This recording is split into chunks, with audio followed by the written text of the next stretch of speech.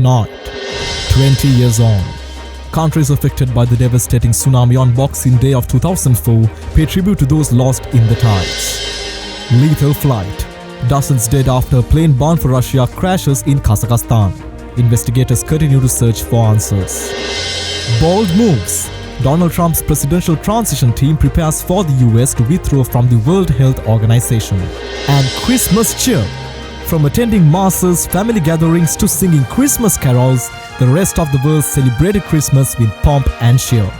All that and more as World News Tonight starts right now.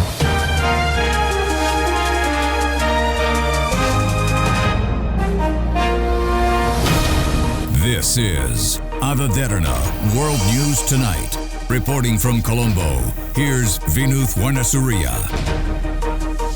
Well, a very good evening, and you're joining us on World News Tonight this Thursday. Well, there's a lot of key updates to bring you this evening, and we begin in neighboring India. India's southern state of Tamil Nadu marked the 20th anniversary of the 2004 Boxing Day tsunami today by paying tribute to those who died with offerings of milk, flowers and prayers. Survivors and families of victims in the cities of Chennai and Thoothukudi lit candles, offered flowers and prayed for those who lost their lives to one of the worst natural disasters. The governor of Tamil Nadu paid a floral tribute in Chennai in remembrance of those who died. The Indian Ocean tsunami, triggered by a 9.1 magnitude earthquake off the coast of Indonesia's Aceh province on December 26 of 2004, claimed more than 230,000 lives across India, Indonesia, Sri Lanka, Thailand and 9 other countries. More than 16,200 people in India either died or went missing in the tsunami, according to UNESCO's data. Approximately 730,000 individuals were displaced.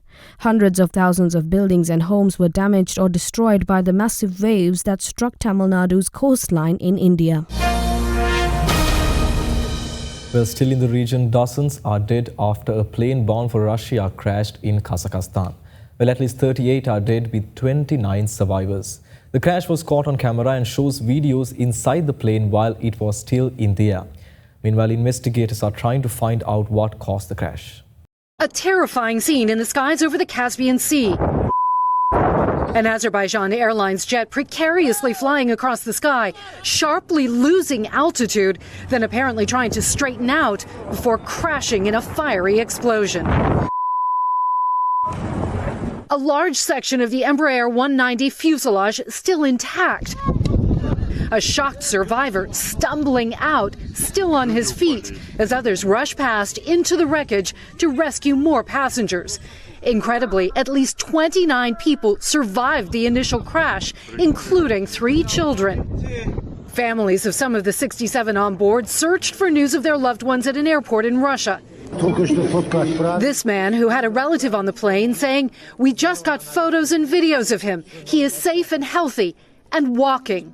The flight took off from Baku, Azerbaijan, early this morning, bound for the Chechen capital of Grozny in southern Russia. Russian state media said the aircraft was diverted due to fog. The site Flight Radar 24's tracking data showed the plane making a figure 8 near the airport in Kazakhstan, then sharply gaining and losing altitude in the final minutes before impact. Video from inside the plane as it was still in the air shows people calm, even after oxygen masks had been released. The Russian Aviation Authority quickly blaming an apparent bird strike for the loss of control and devastating crash. A flock of birds famously brought down U.S. Airways Flight 1549 back in 2009, the so-called Miracle on the Hudson. And earlier this month, an American Airlines flight out of New York had to turn back for an emergency landing after a bird strike. The exact number of dead tonight still unclear as emergency workers recover bodies and investigators begin their search for clues. There's continued unrest in the region as Pakistani forces launched airstrikes in Afghanistan's eastern Paktika province, killing at least 46 people and injuring 6 others. According to the ruling Afghan Taliban, who vowed to retaliate against Pakistan, most of the casualties were women and children. Now, Deputy Spokesman for the Islamic Emirate of Afghanistan, Hamdullah Fitrat, added that Pakistan had bombarded 4 locations within Afghanistan.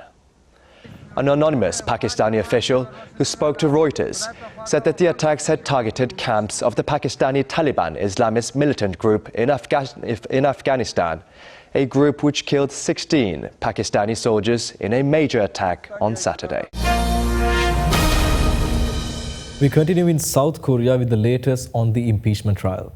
Members of the Constitutional Court held a meeting earlier today ahead of their preparatory hearing scheduled for tomorrow amid continued uncertainty over President's attendance and his agenda. Still no news from President Yoon Suk-yeol on how he will challenge his impeachment at the Constitutional Court. On Thursday, Press Officer Lee Jin said the President has not submitted any materials or plans to present his case at the court's first preparatory hearing on Friday. The preparatory hearing is expected to kick off at 2 p.m, where two judges will gather materials and arguments from both Yoon and the National Assembly, which voted to remove him from office over his imposition of martial law on December 3rd. The judges will then outline the key issues or major grounds for impeachment and a list of evidence and witnesses to be presented throughout the trial. Prior to the hearing, the National Assembly's Impeachment Committee submitted a plan and a list of evidence, witness applications, as well as a power of attorney. However, Yoon has been refusing to receive the court's official documents, requesting his response and preparation for the trial. He also has not yet submitted the requested proclamation of martial law and the minutes of the cabinet meeting that took place shortly before he declared martial law. Yoon's team so far has expressed the need for more preparation time, adding to concerns that the prosecutor-turned-president will lengthen the trial process with delaying tactics. As uncertainty lingers, all 6 judges at the Constitutional Court held a meeting Thursday morning. The court did not disclose what measures they discussed, but maintained that Friday's hearing will go ahead as planned. Around 2 to 3 preparatory sessions are expected before the case proceeds to trial. Meanwhile, as partisan clashes continue over the authority of acting President Han Duck-soo to fill the 3 vacancies on the Constitutional Court bench, an official said the court Secretary General and all 3 judicial candidates have stated that Han is able to appoint the judges. Currently, as 6 out of 9 judges are needed to uphold the impeachment, the current panel of 6 justices would have to vote unanimously in order to remove Yoon from office. Well, time for a short commercial break. More world news coming right after this.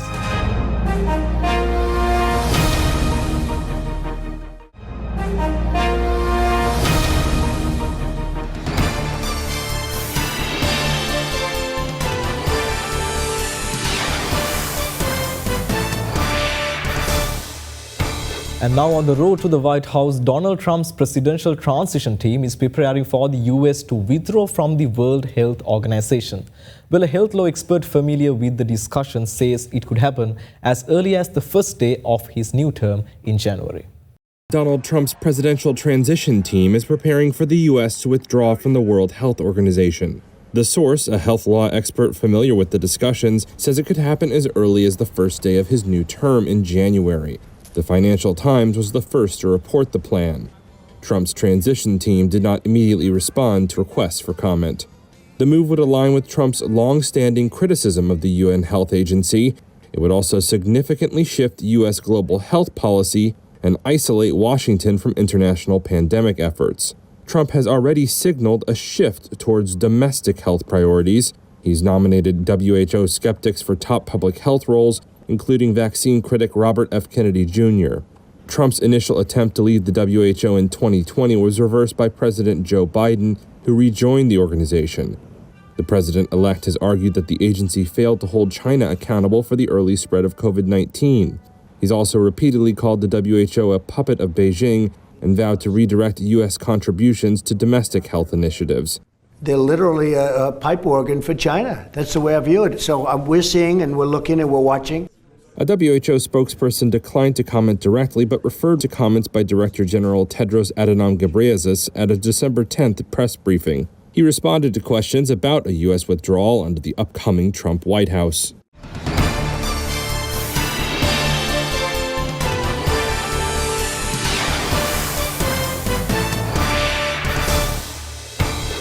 Well, more on the States now. An explosion at a marina in Fort Lauderdale, Florida resulted in 1 fatality and multiple injuries. After the blast, divers searched for a man who was initially unaccounted for and later found deceased. Authorities in Fort Lauderdale, Florida, investigating the cause of this deadly boat explosion. Watch the video again, captured by an EarthCam webcam. The boat nearly splitting in half, ripping apart in a ball of fire, while docked at this marina Monday night. Terrifying moments on the dock, people scrambling to safety. It appears one person on the boat was thrown into the water. The fire department says one person is dead, 5 others injured, 3 of them with traumatic injuries. There's 2 boats on fire. Newly released video from a firefighter's helmet shows crews racing to douse the growing flames in the water. Hours after the blast, you can see the remains of the blackened boat barely staying above water as fire and rescue crews work to get the situation under control. It's still not clear what sparked the explosion. Officials say they'll get a better idea once they lift what's left of the boat out of the water.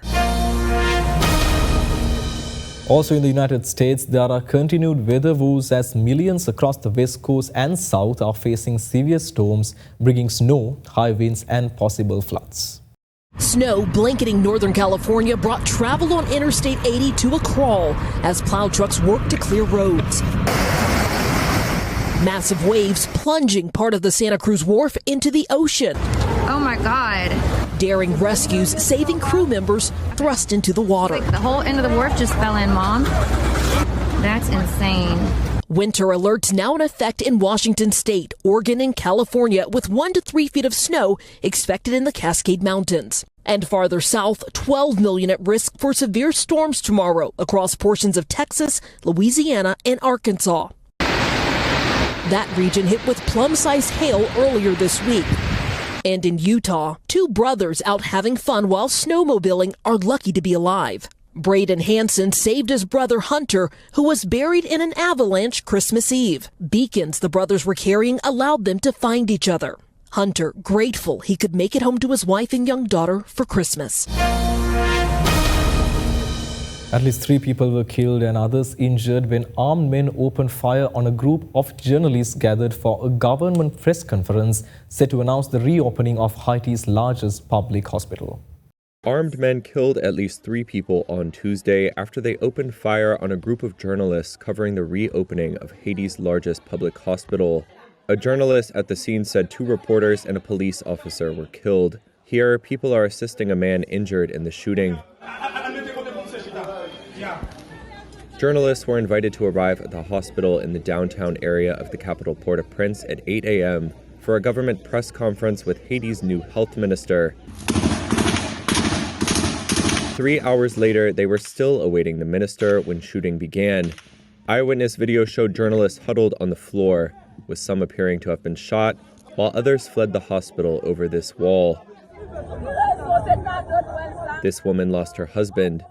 She is asking why God would allow such a thing to happen to her on Christmas. The State University of Haiti hospital has been closed since a surge of gang attacks in March that saw the country's former prime minister ousted from power.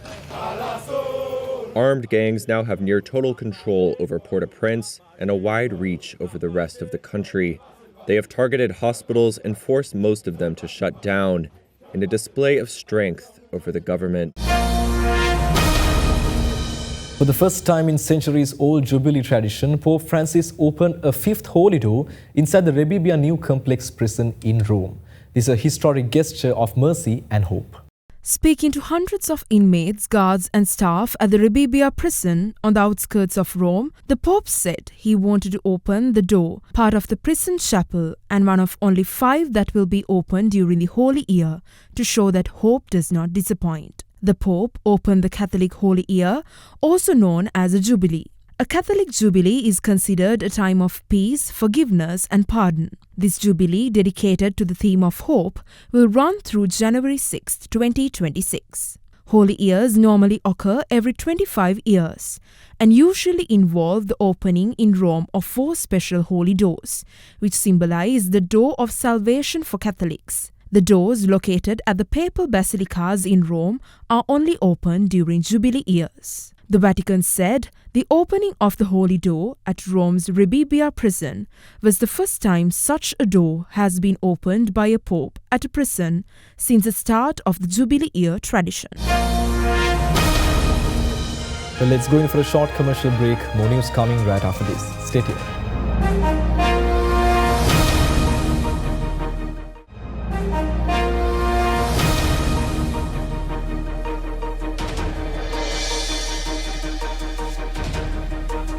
Welcome back. With the Christmas celebrations across the world, the birthplace of Jesus Christ, Bethlehem, was also filled with the joyous atmosphere of carol singing and seasonal vibrance. Despite the precarious situation in the region, the Christmas hope continues to live on the Holy Land in a somewhat quiet celebration of Christ. The ringing of carols faintly rang through as Sri Lankan expats gathered to commemorate the joy of Christmas Day in a heartfelt rendition of some carol classics. From attending masses, family gatherings to singing Christmas carols, here's how the rest of the world celebrated Christmas. Wading into ice-cold water, swimmers at this lake in Berlin are keeping up a 40-year-long tradition with costumes and carols. But at 4 degrees Celsius, the festive plunge isn't for the faint-hearted. Across the Atlantic, surfing Santas and their reindeers taking on the waves on Florida's coastline. Hundreds of partygoers wore their most festive outfits for the annual charity event. At Sandringham Estate, a more refined tradition. With close family trailing behind, King Charles and Queen Camilla attended the Christmas Day service. The Princess of Wales, slowly returning to public duties, greeted the large crowd gathered outside. And the sound of Christmas Day hymns filled the cathedral again at Notre Dame. The first Christmas Day Mass, 5 years after a fire nearly destroyed the building. Speaking to thousands from the balcony at St. Peter's Basilica, Pope Francis called for the sound of arms to be silenced between Russia and Ukraine, and in the Middle East. Elsewhere in the world, the threat of conflict made this a Christmas like no other. Hanging a wooden cross inside their tent, this elderly couple from Gaza City wished for peace. In the little town of Bethlehem, a busy mass was missing the hordes of pilgrims who come to the West Bank during Christmas week. In Damascus, worshippers attend Mass a day after a Christmas tree was burned in Hama province in central Syria, praying on this day of hope that peace is close by. That's all we have for you on our rundown here at World News Tonight for this evening. Well, do join us again tomorrow for more updates across the globe. Well, stay tuned as we've got Sanvi Midanaga joining you next on the Nightly Business Report. Thank you very much for watching. Have a good night.